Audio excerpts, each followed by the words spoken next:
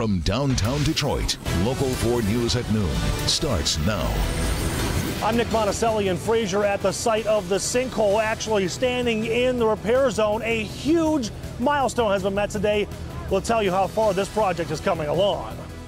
Plus, another summer scorcher. How today could give us some record-breaking heat again. And that does top our news at noon. Thank you so much for joining us. Right now, several schools in Metro Detroit are either closed because they closed for the entire day, or they're going to be releasing students early. The high temperatures are to blame. We're expected to hit low 90s today. Detroit Public Schools, Ecorse Public Schools, Hamtramck Public Schools, also the River Rouge School District are all impacted. We do have the full list of afternoon closures on our website at clickondetroit.com. Have to tell you, Brandon, it's been kind of hectic for a lot of parents who have to scramble to figure out what to do with the kids the last couple days. And we really need to start listening to our bodies. 5 days in a row now with this heat. Good idea for those schools that don't have the AC. If you've been getting headaches the last couple of days, probably not drinking enough water in this heat. If you're outside and not sweating, dangerous heat stress. So we need to listen to our bodies this late in the year. It's unusual. 84 degrees feels like 86, and the record for today is 91 degrees, and we're going to be very close to that come 3, 4 o'clock in the afternoon. When you factor in the humidity, it's going to feel like low and mid 90s. But this is the last day of the really hot stuff, so let's shatter the record. Why not? Just being careful doing so. The heat index, or heat indices, the heat and humidity combined, middle upper 80s all over the place, and that sunshine is coming down. We are tracking a cold front that is coming at us with some wet weather, and this will be the game changer for us. We'll talk about a relief from the temperatures coming your way after the record-breaking heat, but you can always follow the weather, the radar that we have on our Local Forecasters app, detailed conversations of the weather and your extended forecast. The Local Forecasters app is free in your app store under WDIV. Rhonda? Brandon, thank you. We do have breaking news about a major scandal in the world of college basketball. The FBI is at this hour announcing fraud and corruption charges against 10 people. Those charged include coaches from the basketball programs at Arizona, Auburn University, Oklahoma State, and the University of Southern California. The global sports marketing director for the athletic apparel maker Adidas is also among those charged, along with managers and financial advisors. Court papers filed by the FBI reveal that bribes paid to assistant and associate basketball coaches were done to influence student athletes. Here at home, developing right now, the sewage flow in Fraser is a big story. It is being restored through the underground interceptor along 15 Mile Road 9 months after residents on Eberline Drive got the horrible Christmas present that their homes were sinking. You may recall the sewage pipe collapsed back on Christmas Eve of 2016. Nick Monticelli is in Fraser with a look at today's restoration process. Good afternoon. Good afternoon and welcome to the actual 15 Mile Road sinkhole on the border of Fraser and Clinton Township. Take a look behind me. This is a huge milestone. The sinkhole is being filled back in as we speak, and most importantly, the sewage in Macomb County is now flowing the way it is supposed to. Public Works Commissioner Candace Miller flipped the switch a couple hours ago, essentially to shut off the bypass pumps and turn this interceptor back into what it was and how it was working back Christmas 2016. If you remember, this sinkhole started forming because there was a crack, a collapsed interceptor underneath the 15 Mile Road, and that's when they realized there was a problem. The soil and things started eroding away. The sinkhole formed. That's when they realized this was an emergency. So what they did is they moved those homes. They had to demolish one house and then tore up all this section of 15 Mile Road to replace that collapsed interceptor. And now things are essentially back to normal. As I say, it's just going to be a normal construction zone. We're going to be demobilizing. We have this enormous bypass that we have to demobilize. So we've got all this pipe and the pumps and etc. So people will see a lot of activity out here on 15 Mile Road as we demobilize the bypass, which is no longer needed. So the interceptor, the sewage pipe, that is all back to normal. The pipe that the sewage actually flows through. Now they have to, again, rebuild 15 Mile Road. Candace Miller says there are some incentives in place. It could be done as early as Thanksgiving, but definitely by Christmas. In Fraser, Nick Monticelli, Local 4. All right, Nick, thank you. Flags have been lowered to half-staff in honor of the Michigan State trooper who died last week after crashing his motorcycle. You can see his funeral service started just about an hour ago at the Apostolic Church of Auburn Hills. State police say that Trooper Timothy O'Neill was on patrol when the crash happened just north of Grand Rapids. O'Neill joined the Michigan State Police back in January of 2014. He is survived by his mother, father, brother, sister, and fiance, who was set to marry on October 7th. And during the funeral, Squirrel Road will be closed between Tinkin and Dunton Roads until 2 o'clock this afternoon. Only funeral traffic and traffic from residents who live off of Squirrel Road will be permitted during this time. Heavy traffic is also expected before and after the service. Police recommend drivers use Lapeer or Adams Road as an alternate, at least until 2 o'clock this afternoon. The war of words continue between the United States and North Korea. The U.S. has dismissed a statement by North Korea accusing Washington of declaring war on the country, calling the idea absurd. The White House also warned Pyongyang to stop their threats after it said it had the right to shoot down U.S. bombers. Pyongyang conducted its 6th and largest nuclear test earlier this month and has threatened to test a hydrogen bomb over the Pacific Ocean. President Trump has announced that he plans to personally visit Puerto Rico a week from today to view the devastation from Hurricane Maria. The White House responded to critics who have suggested a slow federal response to the island. The the White House says that next week is the earliest that the president can visit without disrupting those recovery operations there in Puerto Rico. Meanwhile, first daughter and senior advisor to the president, Ivanka Trump, is here. She's here in Detroit today. She is joining Quicken Loans chairman Dan Gilbert to promote and expand computer science education, an initiative that is backed by companies like Facebook, Amazon, and Quicken Loans. The White House is pushing to get more schools and students involved in STEM programming, more emphasis on science, technology, engineering, and mathematics. The goal is to prepare kids for computer and technology jobs of the future. President Trump has also directed the Department of Education to invest $200 million to boost U.S. instruction in STEM. The latest effort to repeal and replace Obamacare is hanging by a thread right now. On Monday, Republican Senator Susan Collins announced that she will not support the Graham-Cassidy bill, making her the third GOP senator to oppose the bill, effectively killing it. Unless someone changes their mind, Republicans will fall short of the 50 votes needed. GOP leaders have until Saturday to get a health care bill passed. In a last-ditch effort, Senate Republicans are discussing whether to use their next budget reconciliation to target the health law. Roger Stone, and Republican strategist and friend of President Trump, is testifying today before the House Intelligence Committee. Stone is testifying behind closed doors in the committee's investigation of Russian interference in the 2016 election. Stone released a statement denying any involvement with Russians, although he says that he was in contact with the mysterious hacker who obtained emails of Democratic National Committee members. The CEO of the credit reporting firm Equifax is out of a job after that giant security breach at the company. Equifax CEO Richard Smith is retiring effective immediately. Smith is paying the price for that huge data breach that let digital burglars steal personal information on about 143 million Americans. The scandal was heightened by reports that Equifax learned about a software security weakness last March, but did not act quickly enough to install a fix.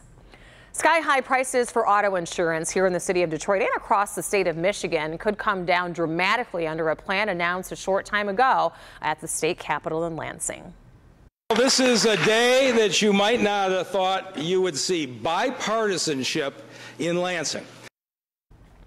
The plan that reforms no-fault insurance in Michigan will drivers' choices of levels of insurance, which would bring down rates in different categories. We'll have a detailed report on the plan coming up on Local 4 News at 5 o'clock today. But hopefully it passes and we'll see some release in those high insurance costs here in our state. Well, still to come, preparing for disasters. Cities along the major fault lines have been grappling with the fact that a potentially catastrophic earthquake could hit at any time. How Japan is reacting to this concern coming up next. Also, Puerto Rico's governor says the island is experiencing a, quote, unprecedented disaster. How residents are coping in the wake of Hurricane Maria. We've got a real treat for you today at 4 and First at 4. I'm having a personal conversation with Lynn Tilton, the billionaire turnaround girl. She's here in Detroit. She's looking in on one of her companies, but she also has a very important message for women in order for the entire country to succeed. I'll see you today at 4 and First at 4. As we reported earlier, President Trump is going to be personally visiting Puerto Rico next week in the aftermath of Hurricane Maria.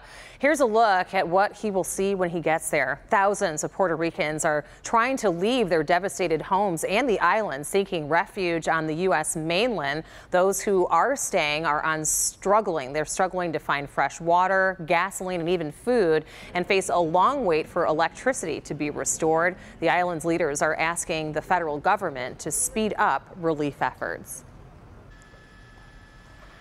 Strong Santa Ana winds are fanning a wildfire in Southern California this morning. The blaze, which is being called the Canyon Fire, has already scorched 2,000 acres and destroyed one home.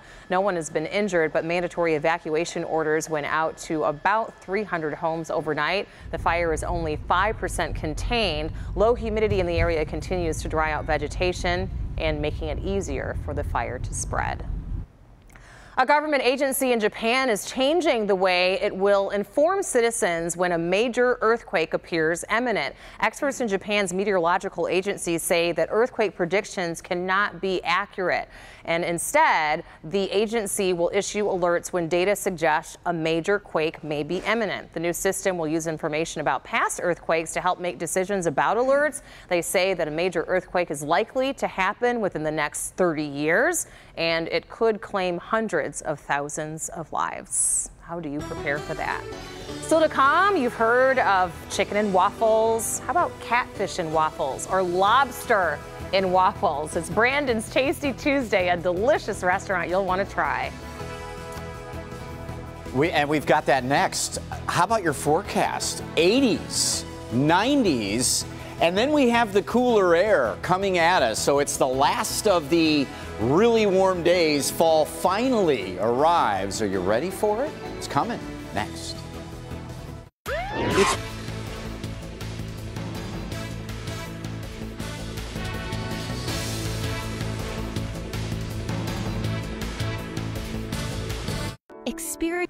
Welcome back, everybody. Here's Brandon with a look at how hot we're going to continue to be around here.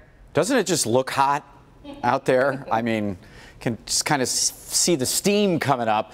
84 degrees. That's where I want to be. Right on the back of that thing. Just do a little water skiing. It looks nice anyway. 86 is the feels like temperature. Humidity's up there at 53%. This time yesterday it was around 65%, so we're down a little bit. But temperatures are still going to be into that 90-degree range this afternoon. The record's 91. Certainly expect some of your neighborhoods to be into the low 90s, but officially at Metro may stop just short of it, may tie the record set back in 1998. Humidity, again, isn't as bad, but it's still out there. As we go through the overnight hours, tracking a cool front that isn't going to do a whole lot to our temperatures, may bring a couple of isolated showers, especially across western and central lower Michigan. But around 4 or 5 a.m., we may get a couple of drips. And that's about it. This is the cold front right here. You can see plenty of wet weather along with it, but it's all riding up to the north toward the area of low pressure over the UP, and we miss out on most of it. It comes through as mainly a dry cold front. It changes our temperatures. It also will have a steering effect on Maria. Category 1 storm here, which is ripping up the beaches here in the coastal Carolinas from the Outer Banks and then approaching the mid-Atlantic states here. A Category 1 storm, but by tomorrow morning just a tropical storm, dying out a little bit. And then our cold front again pushes it farther out to sea instead of into New England. So Double bonus with our little cold front. I can't wait. Tomorrow we're down about 10 degrees. And again, a spotty shower or two in the morning, but most of the day it's a mix of sun and clouds. Down about another 10, 12 degrees on Thursday. We'll have 40s and low 50s Thursday morning. And Friday, a few showers, but the weekend, very fall-like, but dry. It's all about family. The chef we're about to introduce you to mastered recipes from her family. And check out her place. It's named after her son, Justin, Just a Bit of Soul. Right on Plymouth Road in Redford, just a bit down from Beach Daily, is Just a Bit of Soul. Food prepared from the heart with the soul in mind. Chef Kimiana Reese left corporate America to start a comfort food catering company, which they still do. Feeling like you're at home, like if you were to go to Grandma's house, she would make sure that everybody got their plates. She would make sure that the food tasted a certain kind of way. Chef Kim's grandma, one of her sources of comfort soul food, is from Atlanta, Georgia. Grandma's flavors are ever present in the restaurant, from Saturday breakfast dishes like shrimp and grits, omelets, and Grandma would get up and make us pancakes and French toast and waffles. The Just a Bit of Soul staples include chicken and waffles, fried catfish, and barbecued chicken, plus a pepper steak dish that is fresh and local, from hand selecting the steak to prepping for your table. And we make our gravy homemade, that goes with it as well. And then we put it over a bed of our jasmine rice, which is great together. We have peppers and onions. All the classic sides stand out. Chef Kim whips up the mac and cheese, the candied yams, the watermelon lemonade with Grandma's guidance, and because she loves to make food from the heart with your soul in mind. I really just try to let what I love just spill over into everyone else. And so I hope that, that's what people get when they come to Just a Bit of Soul. Go feel the love. Check out the restaurant today. Just a Bit of Soul offering you a 20% off of your entire bill when you mention Tasty Tuesday. This is only today. The restaurant, again, on Plymouth Road near Beach Daily in Redford Township. Mouth is still watering from the lobster and waffles with their special sauce. It was so good. Still to come, wild ride. A raccoon latches onto a police officer's windshield.